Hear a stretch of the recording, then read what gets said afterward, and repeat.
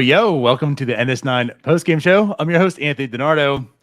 With me, we have what we thought was the curse.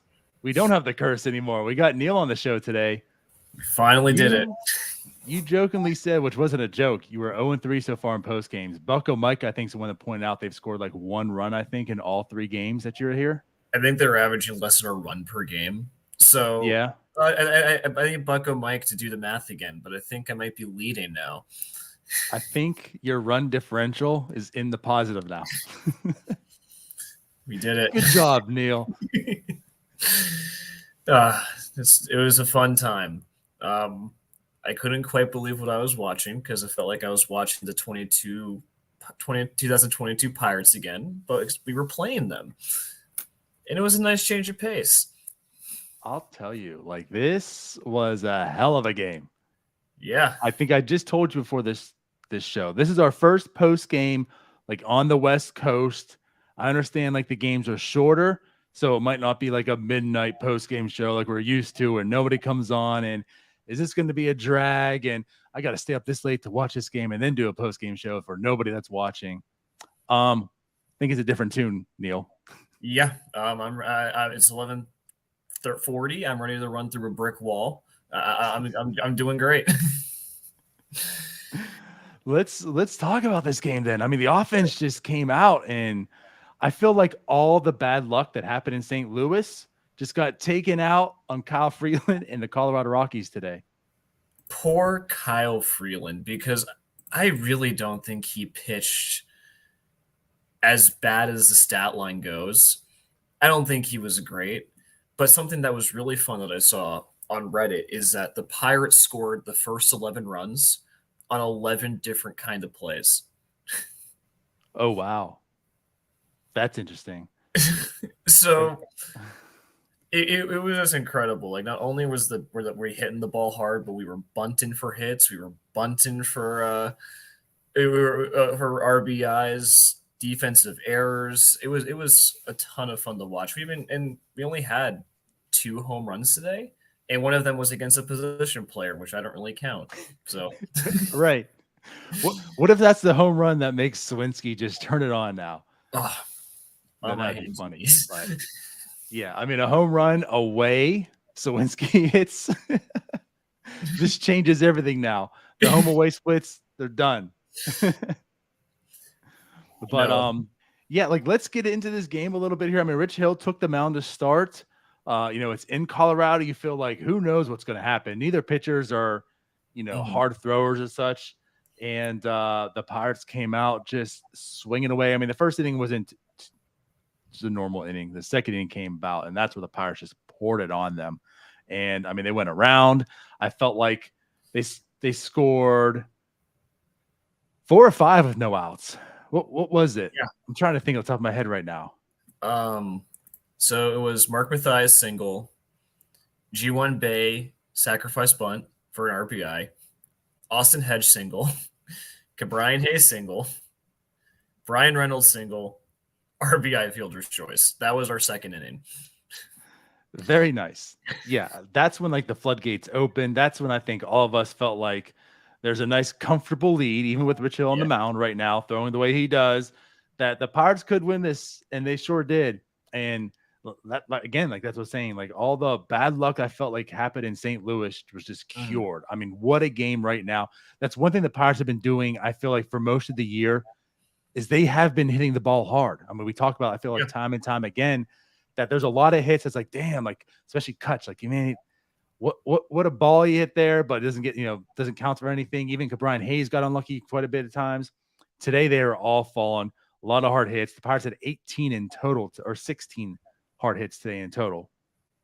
Yeah, there are just some days where everything goes your way. That was one of those days. Like even Rich Hill, he probably should have left that first inning with at least a run given up, and the defense picks him up. Brian Hayes has that ridiculous double play that like someone like the game chat that I was talking like that was just a common easy ground ball. They're like, no, Brian Hayes just makes it look that easy. Like that's incredibly hard. And so yeah, it was great to watch. And I think not only do we hit the ball hard, but we actually do baseball fundamentals well. And I couldn't tell you the last time the Pirates as a team played baseball well, if that makes any sense. Like, you Yeah. know, it's such a refreshing change of pace to see. No, for sure. And to go back to that, you are right. I mean, it was 1 out, bases loaded, Rich Hill's in the jam. That's where you're thinking things could fall apart. And I feel like we don't talk enough about this. I mean, it makes sense, but it's like Cabrine makes everything look so easy. Mm-hmm. That's like the difference between him and Arenado. Like, I know everyone talks about how Arenado gets all the time on MLB and all the accounts, and it's like, Arenado does something, he's on there, and Cabrine isn't. But I feel like, I mean, Arenado is obviously a great defender. Yeah. O'Neill is so much better because he doesn't have to make that play look exciting. That play looked so damn routine. Yeah. That's how good he is. and like Hayes, like, botches the ball. Brian Hayes is even saying himself. Brian Hayes says Arenado is a fraud. Like Hayes even like is so good at defense that he can commit an error, calmly pick the ball up, and get the guy out with like 3 steps remaining. Yeah, so, like, that happened in the 8th inning. Yeah. So just an absolute pleasure to watch. And I'm just on my hands and knees. He learns how to hit outside fastballs because that's what's dragging him down. Every time he beats it into the ground, it's an outside fastball, usually up in the zone. So we're manifesting league average hitter Hayes this year. I'm for it. But let's get, again, a lot of positives. Let's talk to the standouts. One of them being, as mentioned here, Matthias. Yeah. Mark Matthias. I mean, Mark Matthias breakout season, breakout game here. 4 hits for Mark Matthias. I mean, incredible stuff. Give it to him. Give it to him. He also had an outstanding defensive play at second base, by the way. Oh, that was incredible. Outstanding play at second. So he just balled out today. 4 for 5 for Mark Matthias with 2 runs and an RBI. So kudos to him. Other big standouts as well. Of course, there's a lot of them, but for multi-hits, Brian Hayes was one of them. He went 2 for 4 with 3 RBIs in a run. Brian Reynolds, 2 for 5. Again, like this is such a game to get a lot of people on track. Hopefully that happens for some of these guys. And Andrew McCutchen, 2 for 6, although he couldn't hit off the pitching, the position player, unfortunately. Oh no, I think he wanted to go home. It was after his bedtime. he was laughing, I felt like, at every pitch that was thrown. I felt a little bad that the only person to not get a hit was Connor Joe returning back home. But it's also crazy to think about that out of that lineup, Connor Joe is the only one to not get a hit. Right.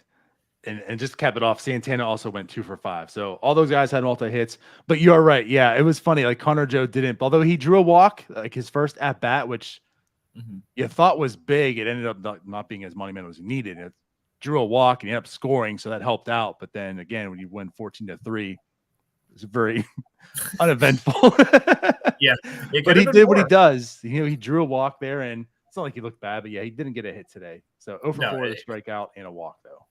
And I think we're almost getting kind of accustomed to it, but Rodolfo Castro just looks like a monster. Like, I think in a normal park that isn't the walls moved back because of the humidifier, he hits a home run to dead center. And he's, even though he only had 1 hit, he is tearing the cover off the ball, it feels like. Yeah. He had such a nice 1 hit. He had a 423-foot out. Yep. My guy. A 423-foot out.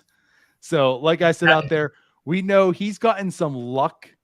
I would say, look, I mean, the at-bat didn't finish. He could have rightfully drew the walk, but 2 walks he had this year on the pitch violation. He's gotten hit a few times. Like, he's gotten on base semi, like, undeservedly. So the OBP is up there. But that Rob, I said, evens things out then. We're on a clean slate now. Yeah. Nope. And because it's not just being pitch clock walks, it's actual walks and it's actual hits. And, you know, could their approach be better? Yes. But if he's going to keep mashing the ball like this when he does make, I am a happy man, especially since he has to fill in for Cruz and no one's going to replace O'Neal Cruz. But it is so nice to see Castro just tear the cover off the ball. I'll eat crow. I didn't think he'd do it. I profiled him like Sawinski. So the thing you say, like, it's true. Could the approach be better? Yes, but honestly, like, for Castro, I think this is like the best case scenario you can have for him. Yeah. The fact that he's gotten here right now, you know, we knew the free swinger he was. You knew, like, the reasons of concern for him, but he had all the talent in the world. And I mean, we saw his spring and it's like, you know, I'm not sure if it's going to click this year, maybe sometime. And you're right. Like, as soon as Cruz went down, Castro came in, has gotten, you know, every day at bats. Yeah. He honestly looks like a monster right now. And I know it's a little bit of hyperbole. I know it's real early, but you just know how excited I am for this guy's talent. Like, I am very excited for Rodolfo Castro. I think there's a lot of talent there. I want to see it come together and become an actual baseball player. And we are seeing that. Again, like the approach, we're seeing the actual walks. You're seeing the hits, how hard he hits, the speed too. I mean, even like we talk about Bay's speed, but that bunt he had, Castro's speeds allowed him to score on home. And like, the guy's just so talented and he's putting it together right now. And I don't think I even realized it. I didn't realize he was only 23 years old. So, like, there's still room to grow.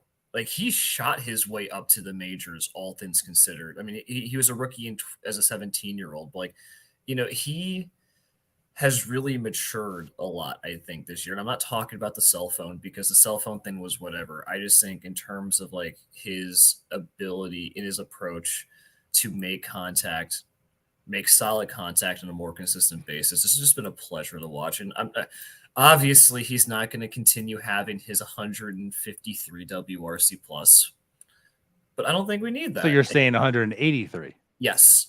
Okay. Conservative amount. But yeah, conservatively. You just said he can't replace Cruz. And no, I'm just joking. Yeah. That's where we're at though. Like, that's funny thing about talking about here is you are talking about the guy who is literally replacing Cruz. And if Cruz was doing this right now, you'd be going, oh my God. Yeah. Oh yeah. And at the moment he has better barrel control than Cruz did this year. Like, Cruz was walking, but he was struggling to put the barrel on the ball. Castro was not really having that issue. So it's a lot of fun. It is. All small sample, put that in perspective. Yes. But so far with the sample, I mean, like I said, this guy is balling out. He's doing everything you could ask for and more right now, which just makes you more excited once Cruz come back. Yes. And it could be a Cruz Castro up the middle, like you kind of dreamed of heading into this year. But anyways, we'll move off of Castro. Again, there's a lot to really talk about here with everybody. Again, Matthias, the big day we talked about. Even Austin Hedges got into it. Austin Hedges had an RBI hit and a walk. Literally the second before Hedges hits in the run, I was like, we really need to pour it on here. I'm like, guys, this is Austin Hedges. Do you know what he does? And then he immediately destroys the ball in the center field. So thank you, Austin.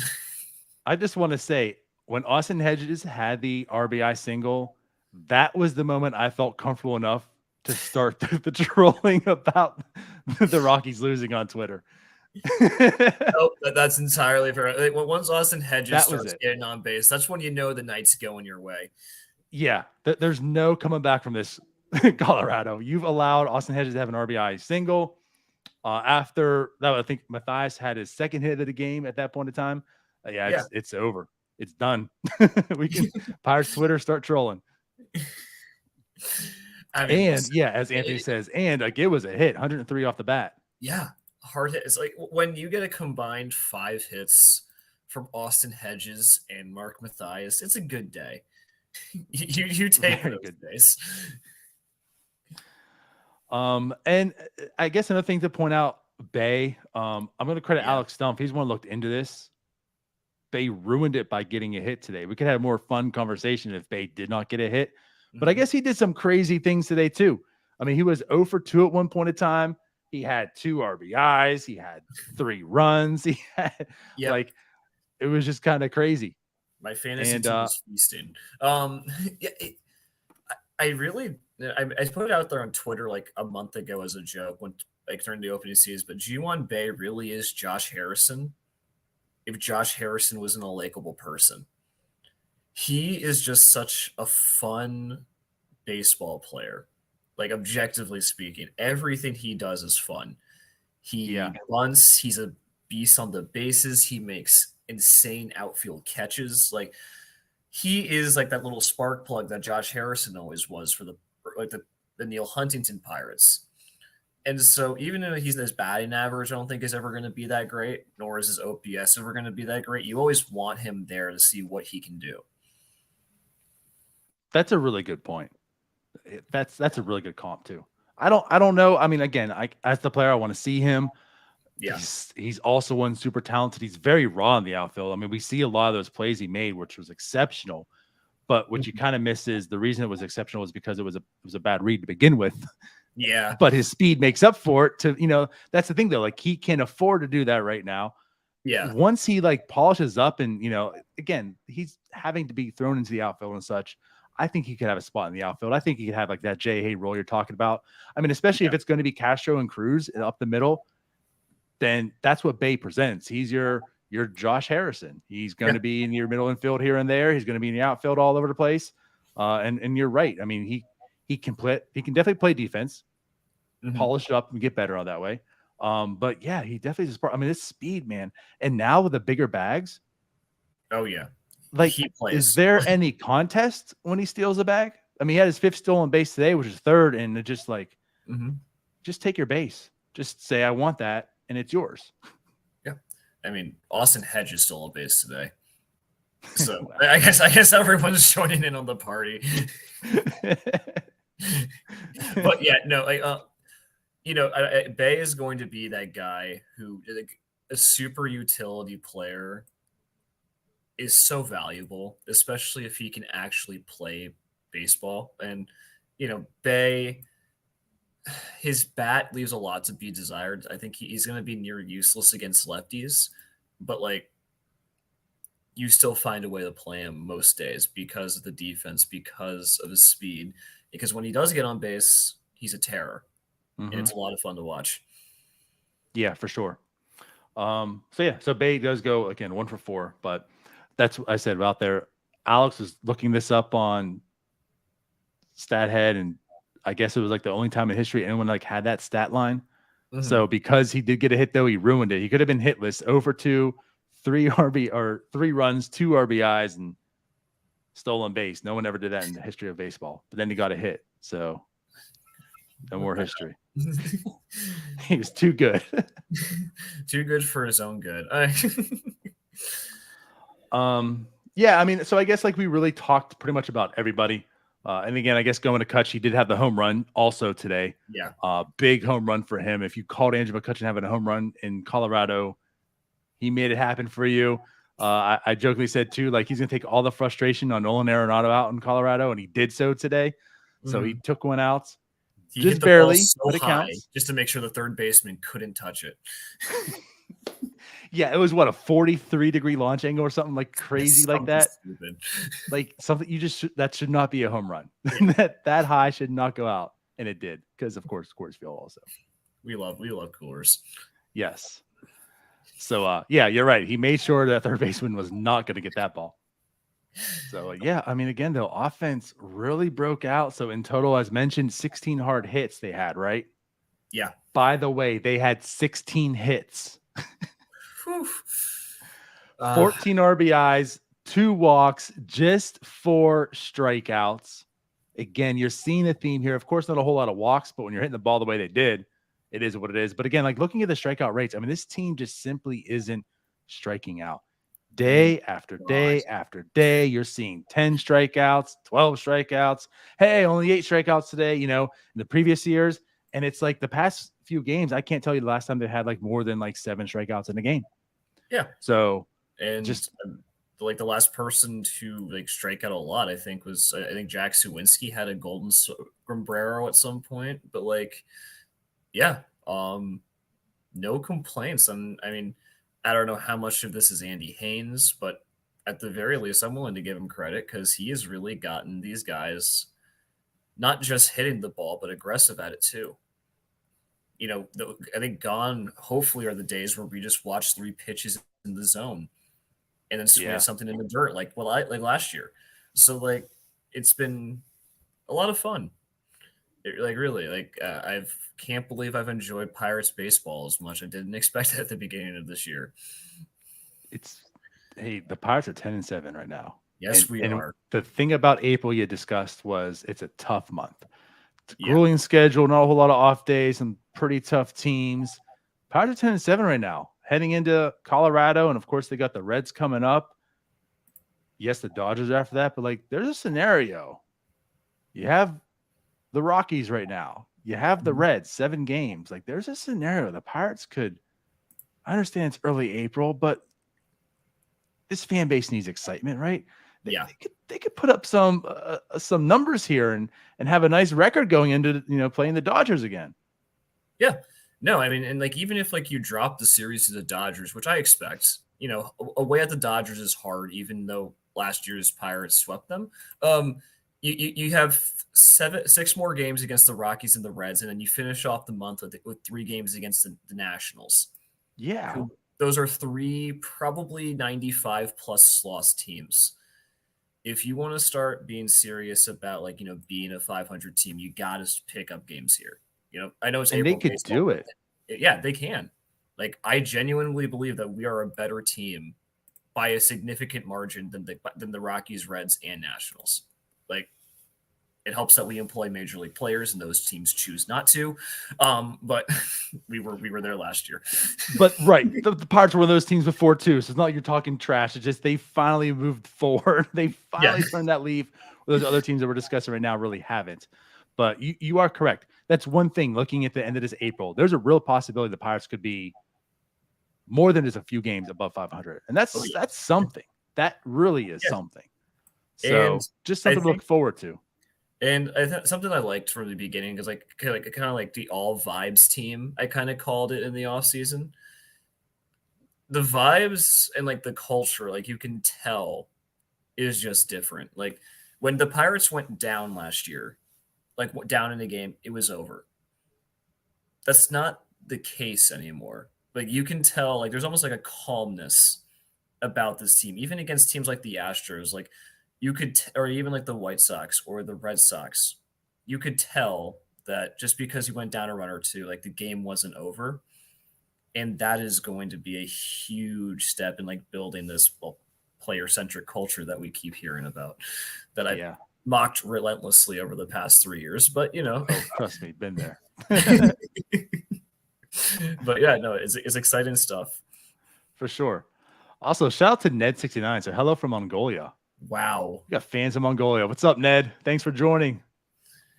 Finally get to watch a game at normal time, Ned. Yeah. So let's get to the pitching side. Again, I mean, the Okay. Pirates just mashed on the pitching side. Rich Hill did come in. We saw the shaky first. Kind of put it together. Solid start. I mean, he did what he needed to do. Rich Hill goes 6 innings, 6 hits, 1 earned run, 2 walks, 7 strikeouts, by the way. Yeah. 7 strikeouts. I'm And of gonna course, that one home I'm run. going to be a little annoyed at him because he gave Chris Bryant his first home run in Coors. But like Sure. considering how rough that first inning was and how comfortable the last 5 were, that's 2 good starts in a row from Rich Hill, either against a World Series champ or one of the harshest hitting environments in sports. So, you know what? I am so happy. I think that's our 7th consecutive quality start, or the 6th. I would have to look it up. It's either 6 or 7, but 6 or 7 straight quality starts is just unfathomable to me thinking about where we were last year. So Again, especially like in April, what we're talking about, like when was the first starting pitcher win that took place for the Pirates last yeah, year? It was ridiculous. I Right. do remember that. So here we are. All right, so it is 7. All right. And like, do we need to break? Do you remember like back in like 2019 where the Pittsburgh Sports Company made like that 5 Aces T-shirt? So We need that that. was me. You made that? That was me. No way. It was, I mean, it was, I learned from that. It was much of a running joke. And I was like, you know what? Let me make it a t-shirt. Terrible idea. But yeah, that was me. I could Jordan probably pull it Lyles up and right here on Chris my phone and Archer show are you. aces. Yeah, it was the H's, and then Lyles was the Joker. He had the ace in the hole. That was the 5th ace. Yeah, that was Well, me. now we got a T-shirt with Vince So thank you. But about that, go ahead. What? No, I said, but about that, go ahead. What were you saying? Oh, I mean, I said we just need that again. We need that with We're Chill, Mitch Oh, Keller, and Vince Velasquez. Nothing can go wrong. yes. So I'm not doing it again, man. Did you? I think you scrubbed it from the internet too, because I've tried looking for it since then and I can't find it. I'm not gonna do it right now, truthfully, but I'll send it to you after the show. I Right. definitely have it. And I know it's a screenshot out there because I'll see it every once in a while, mainly the past few years, not so much more recently. But anyways, yeah, I mean the pitching staff is doing their job as far as the starters go. Like even Vince Velasquez did his job the last time out. But yeah, like what you're asking for Rich Hill, he's doing that right now. Really no complaints. I mean, he is what he is. If you're expecting Rich Hill to come in to be like your top pitcher, that's not what he was here for. He was here to give you innings, really to be a big mentor to all these guys, and to give you some quality starts. And that's what he's doing right now. So 2 straight quality starts. And I mean, he's always going to be like, if you can just be like that mid-4 ERA guy, that's all we really need him to be. Save the bullpen. Get, he can comfortably go over 100 pitches because he doesn't throw hard. No, he doesn't. And yeah. So, I mean, as long as he's not giving up 7 runs again, I'm a happy camper with Rich Hill. Yep. And I hope he doesn't get traded at the deadline, even though I'm assuming that's what happens. Yeah, I won't go too deep in that, but yeah, no, I know. It could be a good thing. Yeah, good problem to have. Right. But anyways, so yeah, Rich Hill does his job. Will Crow does come in. Now I know they've got a lot of heat with Will Crow yesterday's game with a loss. Again, as I put out there, you're not going to put Bednar out there again. Like Will Crow is either him or Hernandez that you're talking of. Whether whoever it was, it ended up being Crow. The manager's situation was the correct one to go with. Crow didn't have it with him yesterday. He got the loss. But he does come in today. Maybe a redemption game for him. No different. No. Will Crow didn't look good again today. He does go 1.1 innings, gives up 2 hits, 2 earned runs, 2 walks also, and a strikeout.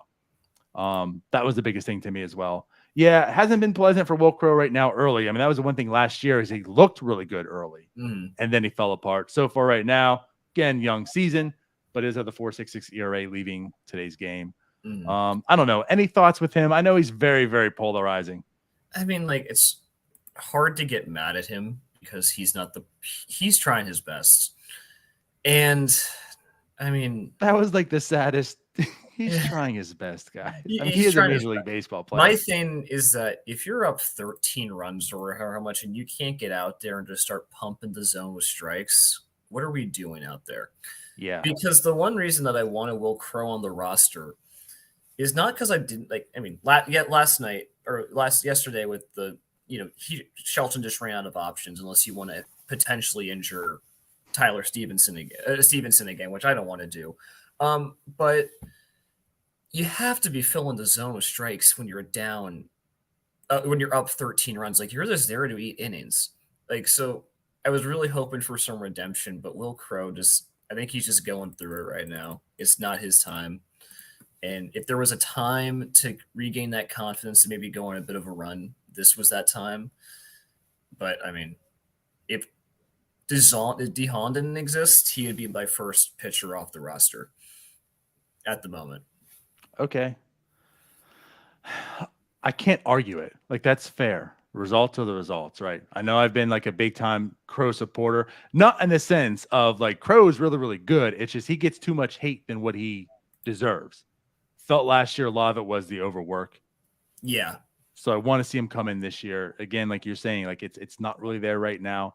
I'm not willing to like write off Will Crow and to say he's not a Major League Baseball player in the sense, but it Mhm. hasn't been good so far. And that's the biggest concern. Maybe not concern, but takeaway for me this game also was the fact that you are up at that time 13-1. Just Yeah. those strikes. Like that's it. If he came out with 2 earned runs, but it was 1.1 and he had 2 strikeouts, no walks, 2 earned, whatever. It was non-competitive. You're just throwing strikes. You're trying to get through. But the fact that the 2 walks there, come on, my guy, throw Yeah. some strikes. So again, that's my takeaway from this. Also, I Yeah. don't know what his future is going to be. He's got a leash with me, but Mhm. I understand if it's not that long. I mean, it's not like we have a whole lot of better options. Like, Rob Sustrancy, as cool as the guy is, he's not good. Unless you really believe in Colin Selby, I think is his name. Is it Colin? Yep. I don't know. Selby, but like, I mean, who are we really going to call up instead of him? So if he's just out there to like be used in mop up situations where the game's so far out of reach, I don't really care. Hopefully he makes it back. But like, if we're gonna start getting serious about like winning next year, I don't think I want Will Crow here. That's a good point. That's good, and that's where I'm at. Like Will Crow, again, I think he's a major league pitcher. Yeah, But if you're on a winning ball club, you probably want him more towards like the Dwayne Underwood or even a lesser role in that sense, not closer to the Holderman type of role. So yeah, good, fair point. He can be there to mop up, eat some innings, and that's what he is. I mean, that's why he's also useful is he can take on multiple innings. But anyways, not a good outing for him. But we do see Jose Hernandez come in today. A yeah, little bit different of an outing. 1.2 innings, 2 hits. He did have a strikeout, no walks. yeah, I'm liking, again, he's a Rule 5 guy, pumping some heat. I'm liking what I see from him so far. yeah. It's He really was hard. filling the strike zone and just Yeah, you hit it. It's hard to gauge how much like late innings like this mean when you're up by 10 runs because the other team semi just trying to get out of the game and go home. Right. But yeah, like he's not pitching scared. I think he had a little bit of the yips when he threw that wild pitch to start the inning. But the one thing that he wasn't what he was doing bad was he was getting hard hit and he just wasn't being punished for it. But today, only one hard hit, and he kept it pretty standard. I would like to see more strikeouts with the stuff that he has. I think he struggles to really get whiffs and swings and misses, but like he's also a guy who hops straight up from Double A, so it's going to take time. Yep, I agree. But again, with what today, he did what you wanted to see. He just threw the ball, got the game over with, and that was it. So the Pirates again, they do win 14-3, a huge night. Yeah. So I don't know. Anything else that you want to really discuss about this game? I think we got pretty much all of it, unless you want to talk about Chris Bryant, but I don't. No, we don't have to. Yeah. We did. He hit the home run. Yeah. Good job. It's like that video is like Chris Paul hits big 3 to cut the lead to 40. or Shohei Ohtani and Mike Trout combined going 4 for 5 with 4 home runs. To lose by 10. All right. Well, then, yes, let's go ahead and get out of here then. Appreciate everyone for watching. The Pirates do, of course, play tomorrow. Colorado, Johan Oviedo will start. He's had some 2 back-to-back monster starts. So certainly intrigued and interested in what's going to happen in that game tomorrow. But with that said, we will see you tomorrow at some point. Bye-bye. Hey, you all. Thank you for watching. I know we try to provide the most entertaining content that we can, and we'd love to spread it to as many people as possible. So I know it doesn't seem like a lot, but if you could take the 5 seconds to like this video and subscribe to the page, it helps out so much more than you know. Thank you, and let's go Bucks.